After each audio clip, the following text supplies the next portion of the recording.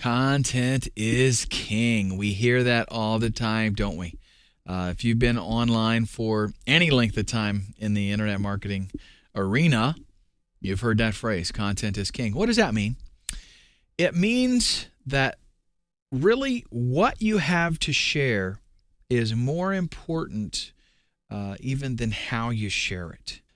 For example, the quality of your videos, the presentation is not as important, not saying that it's not, okay, but it's not as important as the actual content of what you have and the quantity of content that you have. In other words, having a lot of good quality content that's going to be what puts you at the top, both search engines and as far as making customers happy.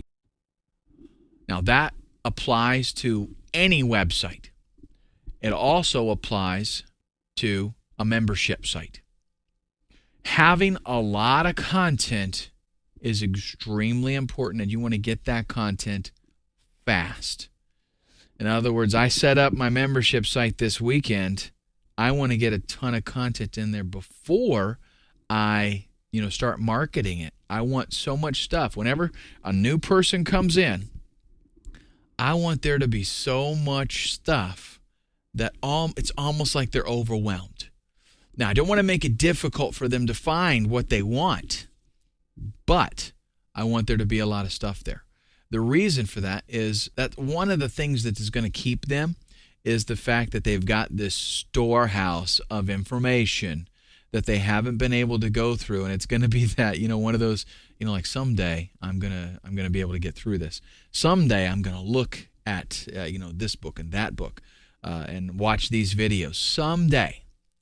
You keep that going by having a whole lot of content for them to go through where they can't possibly keep up with it.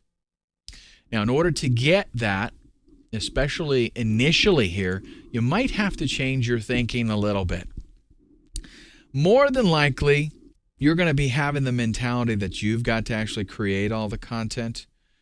Or maybe you're setting all this stuff up and you're thinking, I've got to do all of the work because I can't afford to hire somebody else. But that is actually not the case. It is going to be more beneficial to you to change that thinking and maximize or leverage the efforts of other people in order to get the results that you're looking for. Successful people, wealthy people, are successful and wealthy because they have learned how to leverage other people's efforts and make money from it. You magnify things whenever you do that. I might be able, let me give you a perfect example. When I first started out, I actually started out as a trainer for software applications. Okay, before I ever got into internet marketing, I did training for software applications. Now, I would charge a certain rate to do a training for clients, and that rate was contingent on how much content was delivered. Right? Pretty simple to understand there. It didn't take me long to figure out that what I was really getting paid for was creating the content, because there was knowledge that I had, for example, using Microsoft Excel or Photoshop, something like that. Okay, there was knowledge that I had, and that's what my clients really wanted, and that's what they were paying me for. And it didn't take me long to figure out that the money that I was making was because of the content that I was making. So, it sounds pretty simple, right? Self-explanatory. But I didn't want to pay somebody to edit my videos.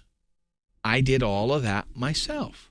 So I recorded the videos, and then I would go back and edit it. And let me tell you something. To get an hour's worth of training in Photoshop, it might take 6, 7, 8 hours by the time you research what you're going to do, put together, a project, and go in and record it, and then go back and edit it again, and then render it in the final video format. So you could be dealing with easily 8 hours of involvement there to get that 1 hour of video. Now, what was my specific skill required for? Just that 1 hour of video. And maybe a little bit of planning beforehand before I start recording. However, I thought, I'm losing money if I pay somebody to edit for me. But guess what I found out? I found out that I could take a couple of hours and do a recording and pass that video off to somebody else to edit it for me. I could go back and I could record another 2 hours, and I could pass that off for them to edit. And I could go back and I could record another 2 hours. So in one day, what previously was taking me all day long to get 1 hour done, I was getting, 3 or 4 hours done in that one day. What did that do to my income? I think you can do the math. The same thing is going to apply here. Don't get in your mind that you have got to do all of this stuff first. And don't get in your mind that spending money is a bad thing. I know it's going to be tough. The economy is pretty rough right now, but it's not that expensive, and it will save you so much time, and you will have the benefits from it is incredible. So the two game plans that we're going to talk about would be you trying to set everything up yourself, or you doing a little bit of outsourcing. And I am going to totally lean towards doing some outsourcing. And not only outsourcing, but there are some other types of content that you can get a hold of that you can actually go out there and purchase and have instant content. That's one thing I did for one of my membership sites. I needed some content for it, and I was able to go out and for like $27 buy thousands of articles. They weren't all pertinent to my specific membership site, but most of them were, and I could put them in there, and they are content for my members to digest. If you're in a membership site and you sign up today, and there's like half a dozen ebooks in there, and you're trying to go through them, and then all of a sudden tomorrow you sign in, and then there's like 200 ebooks to go through. All of a sudden you're going to be like, whoa, information overload. And by the end of the month, you're going to be, I got to renew because there's so much more stuff in there that I haven't had a chance to go through. And you're going to have this feeling like I lose it if I don't continue my membership. So that's another thing we're going to talk about. We're going to talk about what's a guru and what's a ghostwriter. A guru, I'll just give you a brief synopsis here. A guru is somebody who really knows what they're talking about. A ghostwriter is somebody who is a professional author who you pay to essentially do research and then create content. And I'm going to show you why going with the guru is actually better for you long term. Then we're going to talk about some secrets to obtain and retain your members. All right, website, membership site actually options here. Let's talk about some things. We could do a subscription service. This is like the recipe of the month or investment alerts, for Forex or stock trading or private label rights. Every single month they're going to pay, and they are going to get something new, some new content that's just for them. Commercial tools, things like Aweber, ad tracking tools, hits counters, simple things like that. Even there's been a rash of some websites that do the URL shortening, that kind of thing. That's essentially a commercial tool that is a membership site. You can pay a fee, like with Aweber. You pay a certain fee every single month, and you have access to their autoresponder and all the tools that they've created on their website. So that is an option for us. Content-based. This is kind of the model that I'm focusing on, where we create something where the members want to come and interact. We create a community. It's more than just about reading the ebooks. It's more than just about watching videos. It's by interaction. Some people I've seen set up a membership site where the membership site is just content. And while that could work, what works better is if you have the content and you build a community by having maybe a forum that goes along with the membership site. So people can go in there, they can interact with one another, they can talk about the content, how they have used it. They build up community, and that is a lot for retention, because if I'm on this forum and I've been here for 4 or 5 months and now I've got like 1,500 posts, I'm interacting with the community, I probably don't want to lose that standing, right? And you can even, when we talk later on about secrets to obtain and retain your members, there are incentives that you can give to people to, keep them. Maybe for a forum, for example, you give them different levels. After they attain 2,000 posts, they're bumped up to a different level. And once they attain that, they're not going to want to cancel and then, at some future point, start over again. You need to have somewhat of a publisher mentality. Basically, what we're going to do to get the content very quickly is, if possible, buy the content, repurpose, and repackage it. So maybe change the name. If you're not familiar with the term private label rights or master resale rights, I'm going to both tell you about what it is, and then later on I'm going to show you some places that you can go to get that kind of content. But what you're getting is the rights to use something for your own purposes. In fact, you use it as though it is yours. It's not unethical, it's not illegal, nothing like that. You are actually paying for the rights to do that.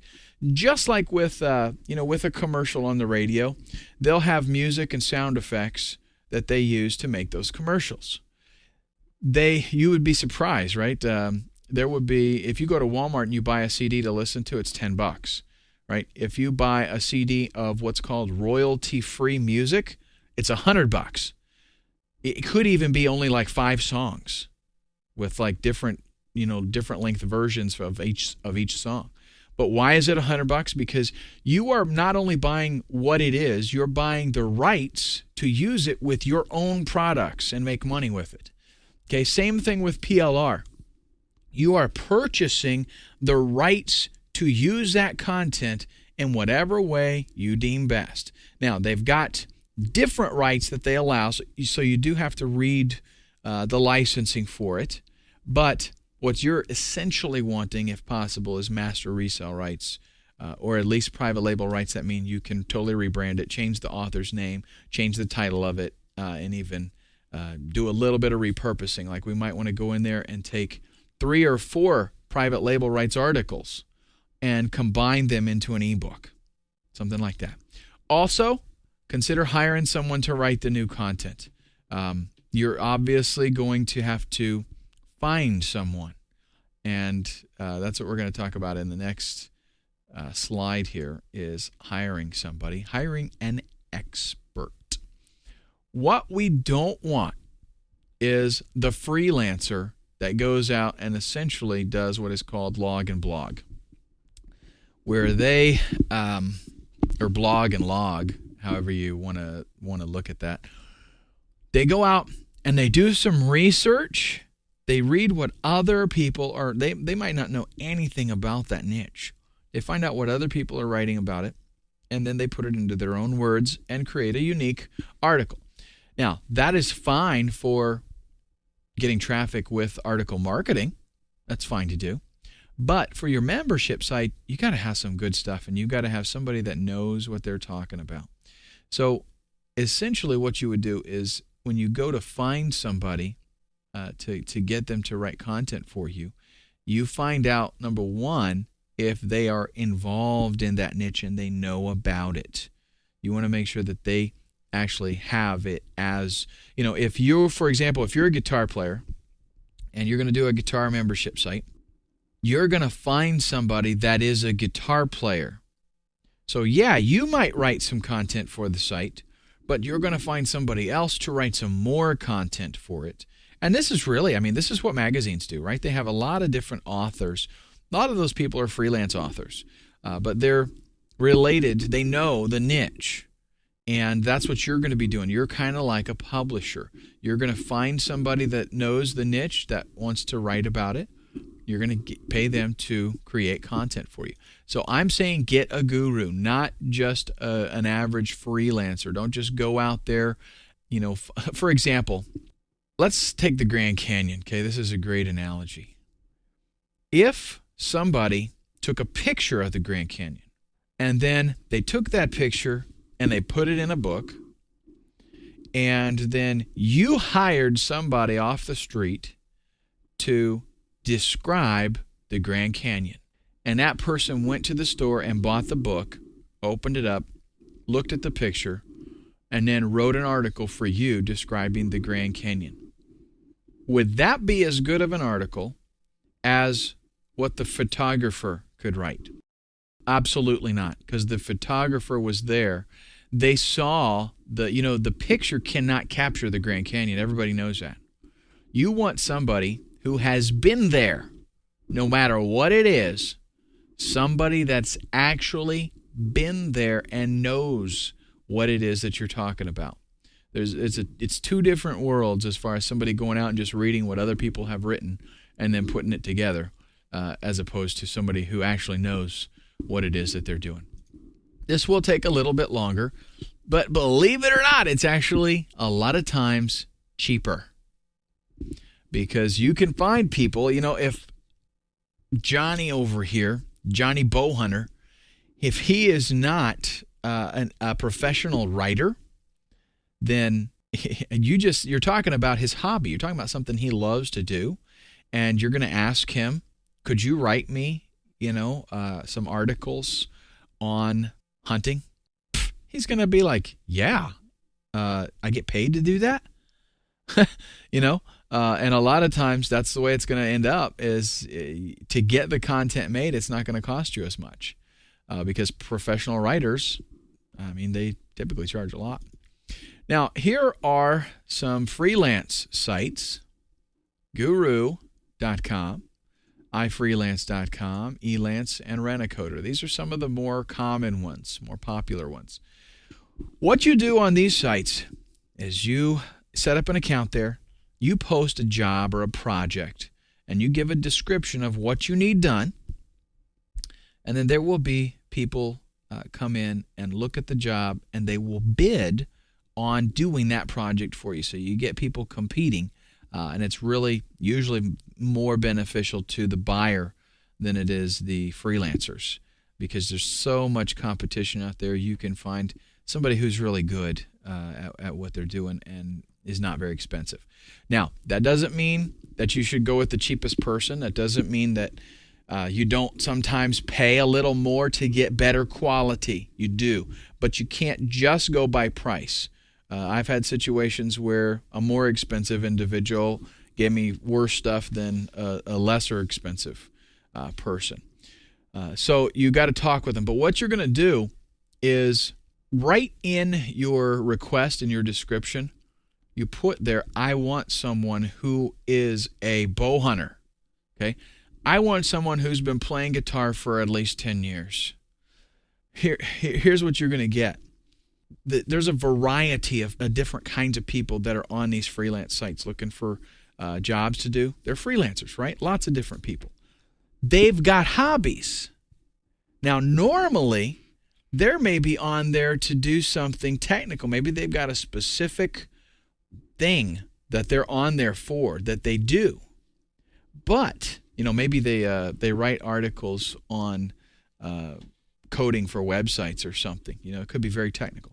But they do have hobbies. And if you can find somebody that is in your target niche and they happen to be there as a freelancer, boy, you just found a great combination, because you found somebody that knows how to do what it is, right, that your niche is all about, but they're also a freelancer and they're there to do work. Great combination.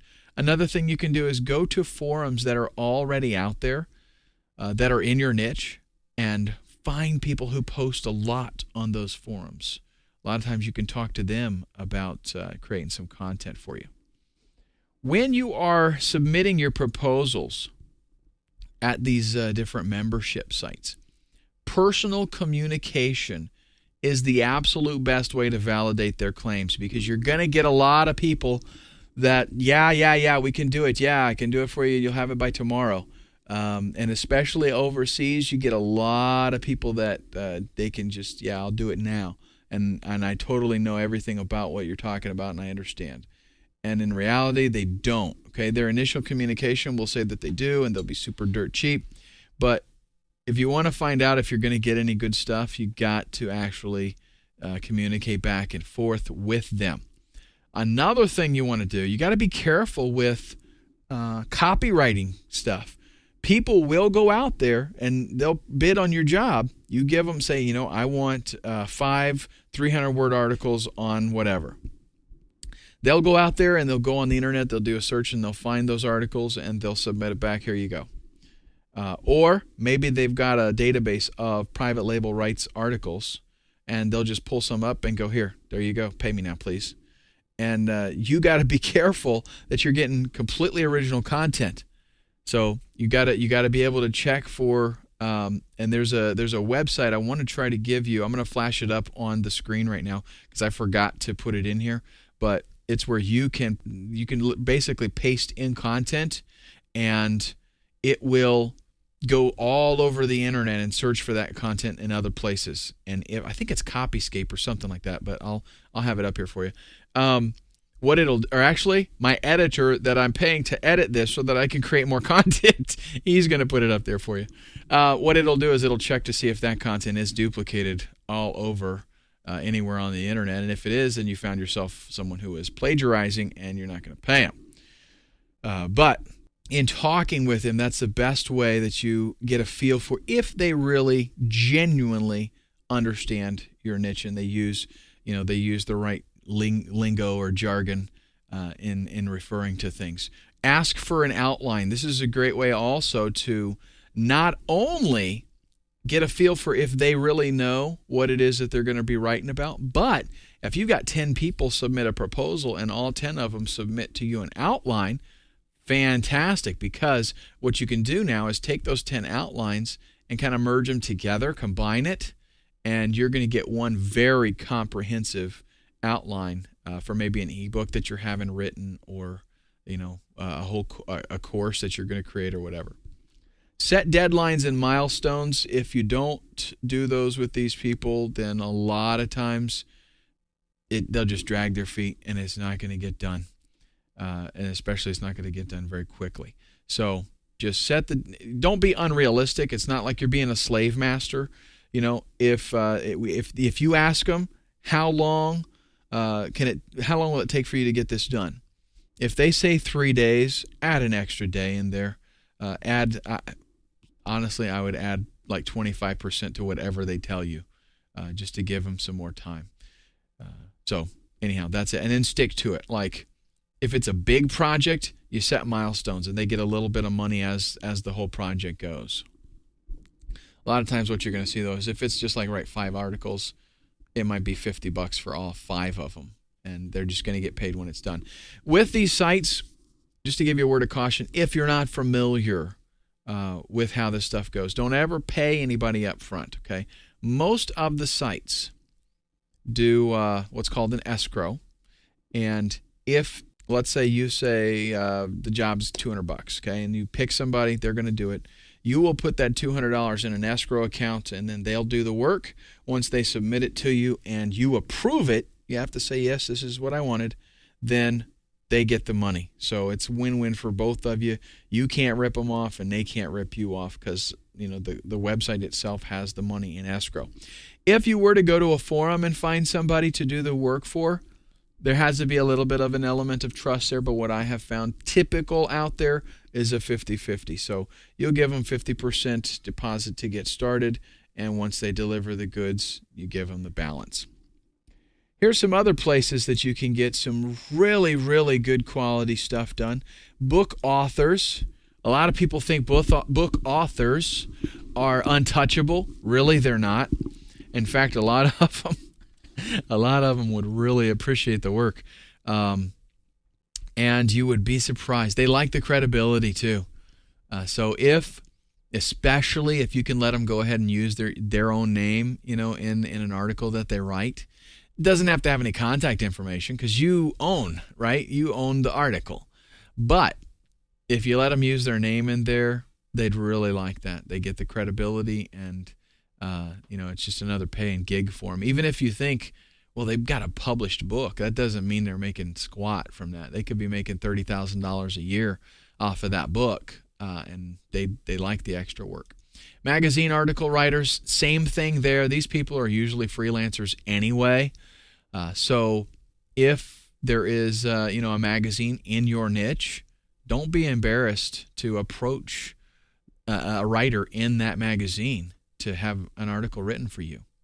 You'd be surprised, how much you have to pay for stuff like that. And I already mentioned the blogs, or forums at least, and also blogs, same kind of thing. People that frequent those a lot. If you find somebody who has a lot of posts or makes a lot of comments on blogs, it's somebody who really cares about the niche and they're active. That's an excellent candidate for this kind of thing. Putting your content together. We have to think about some things. Where will the content go? How will you deliver the content? And in doing this, we're going to get a little bit technical and kind of come up with some ideas. We're going to start that in the next video, the format that we want to pick for the delivery of the content, how it's going to be delivered, and then we're actually going to get into a little bit of technical stuff in the background for at least my recommendation of the way that I do things.